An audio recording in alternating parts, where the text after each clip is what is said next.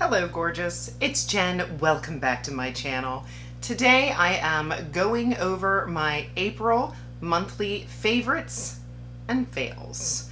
I have a side-by-side makeup application coming your way. If that sounds fun, just keep watching. Starting with the Haus Labs brow pencil.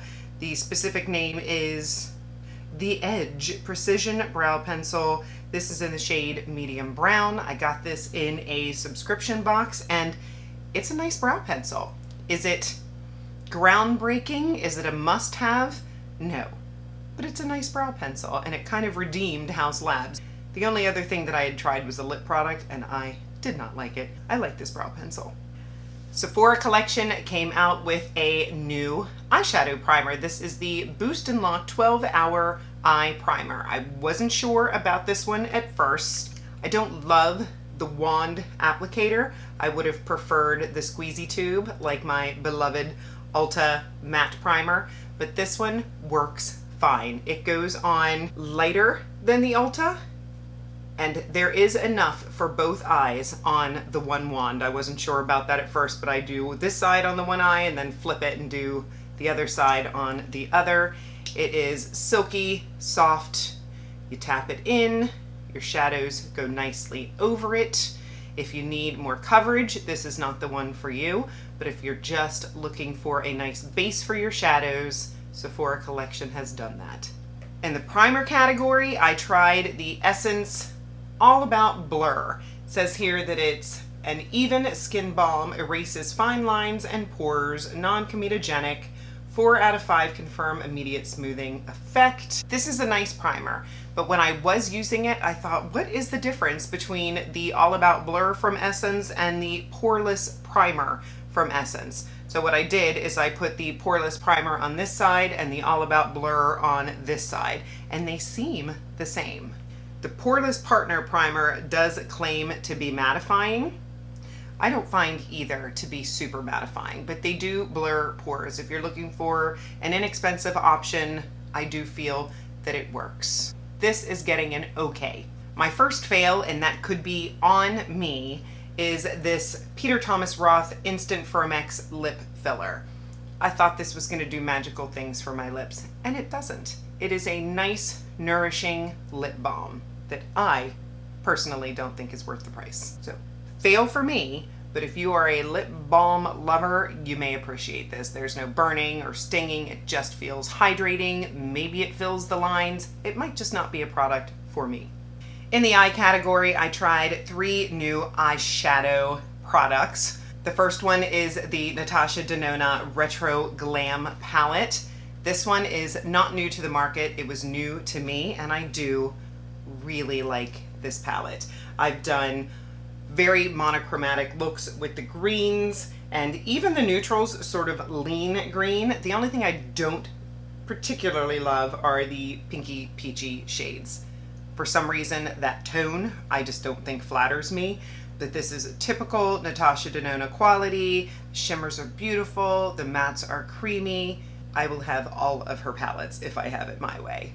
This is beautiful. If you are into the more greens and sages, this one's for you. It will not disappoint. I got this About Face Fluid Eye Paint in, I believe, Boxycharm, and this one is a great product. I just don't care for the shade. I have another shade of this product that's more like a terracotta brown, but this Smell Before Rain, I think it's called, it's just an odd color. But I would recommend this product. It's like a soft matte packaging. The liquid eyeshadow does not budge. It is easy to blend. I would not mind having more colors. I'm just not sure how much I'll reach for this one. And the third, and my number one choice if you're looking at my eyes, is this one here. This is the Makeup by Mario Master Mattes The Neutrals. I had to have it. I have his other palette that is all mattes, and it's nice as well. It's a warm palette. This one is just where my tastes are right now. I am loving the cool leaning neutrals for my eyes. This is what I have on my eyes today. I kept it really simple. I mean, really, you can't mess up using this palette. I always follow the rule of darker on the outer corner and then go a little lighter, a little lighter. You can't mess up. I started with this shade and then I believe I went into this shade and then I deepened up the outer corner with this shade. This one went in my very inner corner and then I believe I put this one to connect the darker with the lighter, and it doesn't disappoint. It is beautiful. I have played with all of the shades in this palette. This is a great beginner palette. To compare it to my beloved Patrick Ta, because that Master Mattes 3 is probably top 3, top 5 palettes that I own. I love that palette.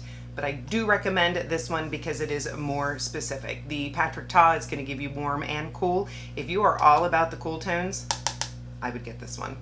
And it's less expensive. My liner is a fail. This is the Makeup Forever Aqua Resist Color Pencil. I can't remember what influencer recommended this, but I can't be upset with her because we're all different. This was recommended to us on YouTube saying that it did not transfer into the bottom waterline, and I have found that it does. I am forever looking for that black pencil that I can put in my waterline that will not transfer down to my lower waterline. I just want that, and I haven't been able to find it. So would I spend high-end money on a pencil that does the same thing that my $3.99 pencil does? No. This one will go back. If it did what I thought it was going to do, I would keep it. On my lashes, I tried the Too Faced Better Than Sex Foreplay. This is a mascara primer, and I love it. I got this in a subscription box. It is heavy packaging. I'm a sucker for that. I like the wand. It can be worn by itself. It can be a helper to another mascara. I have it on today with one of my favorites, the Wet n Wild So Defined, which is a nice mascara anyway, but this one made it even bolder. This is a great one. Now I move into foundation, and I tried the viral Urban Decay Face Bond, and I love the packaging. It's got a no drip cap. Really beautiful. It looks tiny, but it is a typical 1 ounce foundation bottle. This one I do, of course, have on today, and I think it's okay. I like it. It's going to stay in my rotation, but would I say that it is a must-have? I would not. As an oily skinned gal, it promises to self-set. By the way, I have mine in the shade Light Neutral. I do have to set my face. I do find that it can sink into my fine lines. It does not give me a solid medium coverage. It's a light medium coverage. It can stay, but I have others that I like more. A big hit this month is this product from NYX. This is the Pro Fix Stick. I picked up natural and I picked up pink. This natural, I'm not sure this is ever gonna leave my stash. I am in love with this one because it has taken the place of my NARS Creamy Matte Concealer. This one does just as good of a job. I find that I need to put my foundation on first, and then I will tap this on my problem areas. Sometimes I put it on my finger first, sometimes I just put it directly on my face. I let it sit for a minute, and then I just tap it out with my concealer brush. And I find that it lasts, it looks really good, and the price is so much less than the NARS. The pink, I really enjoy as well. I have seen some creators use this as a corrector. I use it all by itself. I love the brightening effect. It does a great job. I will lightly put it on my under eyes, again, let it set for a few minutes, and then blend it out and set it with powder. But these, if you do not have these in your stash, I highly recommend that you pick them up. And of course, I'm gonna have everything listed and linked in the description box below. Some are affiliate links, so if you choose to shop through those links, I make a small commission, and I thank you for supporting me and my channel.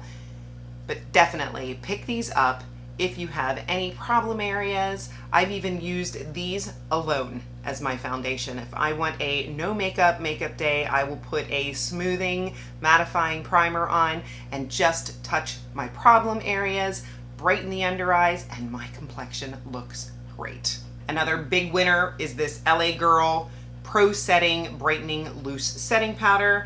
I picked it up in pink and I really like it. That is what I have on the center of my face today.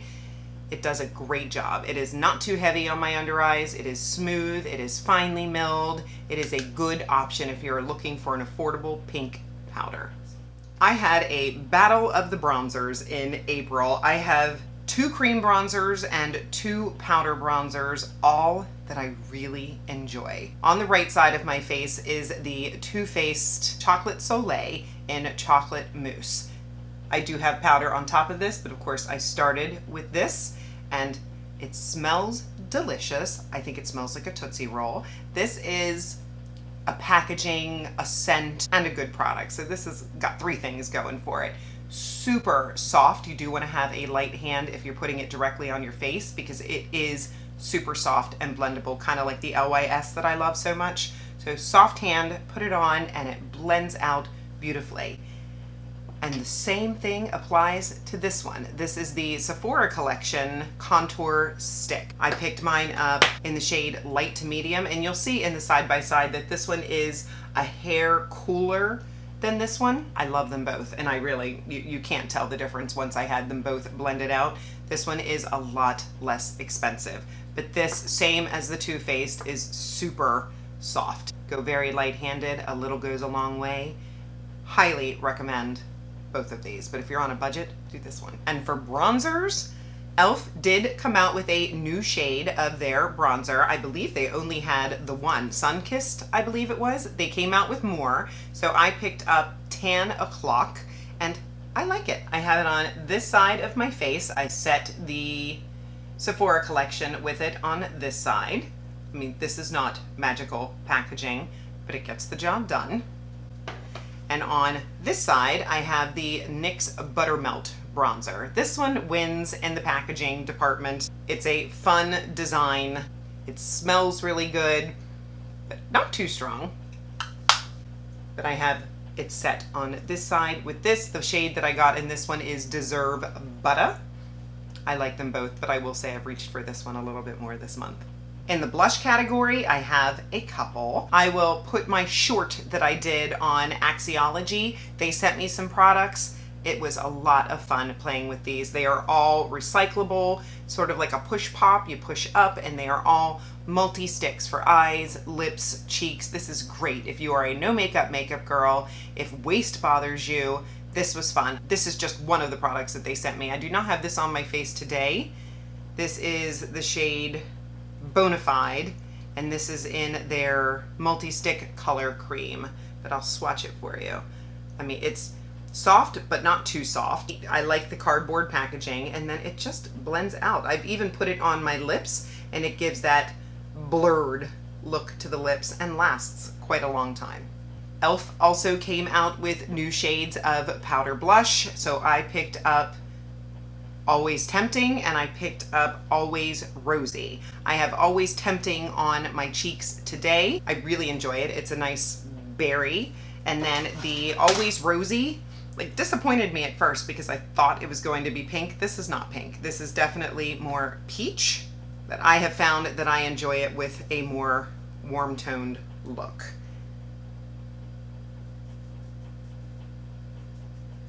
I'm so sad I forgot to bring this in when I was doing my makeup. I did the makeup for the side by side, and then I went downstairs to check on my mama and realized that I had not brought this in. I got this in a subscription box. I'm actually doing some makeup tomorrow, so I had it in my kit. This is the Lunar Beauty Moon Prism Blush, and this, get a mirror, is gorgeous.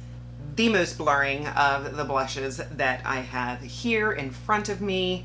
This is lovely. You have cool tones, you have warm tones. One of them has a shimmer. Lunar Beauty has not done me wrong yet. Beautiful.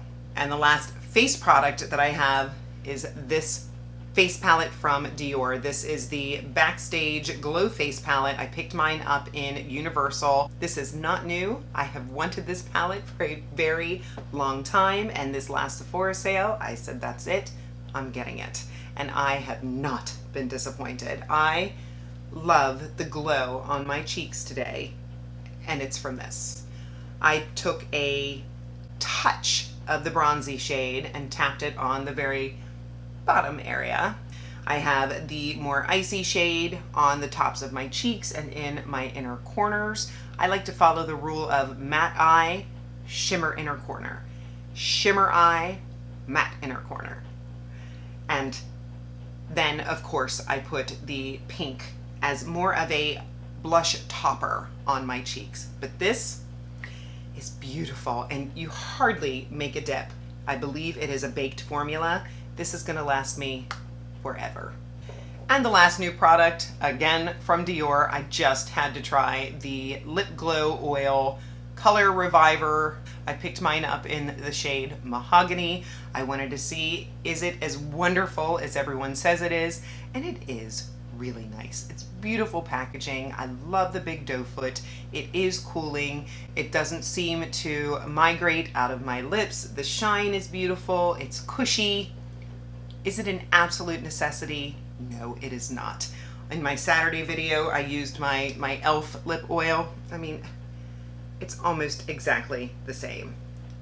You just get that luxury feeling with this one. But is this one great? Yeah. So you can be like me and get that. And that is everything. Looking at the products in front of me, it was still a good month. Only a couple of disappointments, a few, they're okay, and then a couple standout products that I just think are fabulous and of course recommend. Let me know if you tried anything new this month, whether it's new to the market or just new to you. What are you loving in the world of makeup right now? Share with everyone. We all want to know. Be sure you are subscribed. I would love to have you join me. I upload videos on Mondays and Saturdays. Give the video a thumbs up, really helps my channel. And of course, leave me a comment. I just love chatting with you down in the comment section. Have a fabulous day. I'll see you in the next one.